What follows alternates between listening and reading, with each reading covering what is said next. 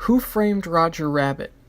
Did George Bush really kill the Kennedy brothers? Or was it a false flag operated by Obama bin Laden? These and other important questions are posed daily on Quora. The date is September 21st, 2016. The author, Kelly Kincaid, has 8,000 answers and 40.1 million answer views.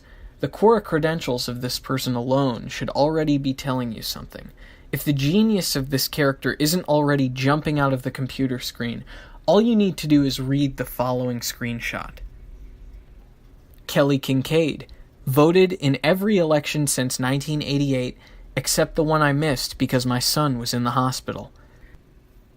Pro-life communists are a fairly rare breed in the United States, and while I imagine there are a few of them at large still, I would expect that their sympathies would lie far away from either Donald Trump or Hillary Clinton.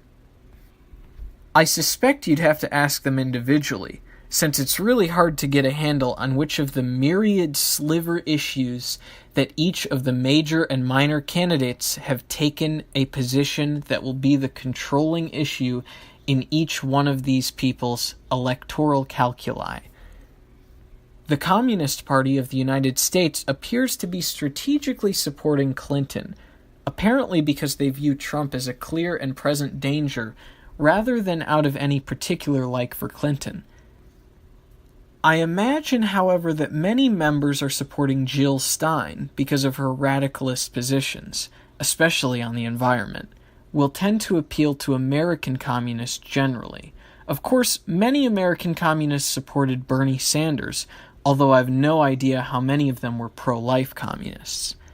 This is, to be honest, a strange question, simply because pro-life communists describe such a tiny portion of the potential electorate in the United States that it can effectively be disregarded. At this point, I will assume that you've read the Quora post. Kelly poses a very serious and complex question. The moral contradiction is clear. Which 2016 presidential candidate should have pro-life communists supported? Mind the past tense of the previous sentence. If you're a man or woman of wit, you might have noticed that it is currently not the 2016 presidential election, and the Trump-Pence regime is already consolidated. This fact might render the question irrelevant, but you'd be wrong. In 2020, when Hillary inevitably runs again and wins the Democratic primary, the question will have to be posed again. Kelly makes an interesting observation. Pro-life communist political sympathies lie far away from both Clinton and Trump. Unfortunately, real communists like Bernie Sanders, Gary Johnson, and Jill Steiner had no chance of winning at this point in time.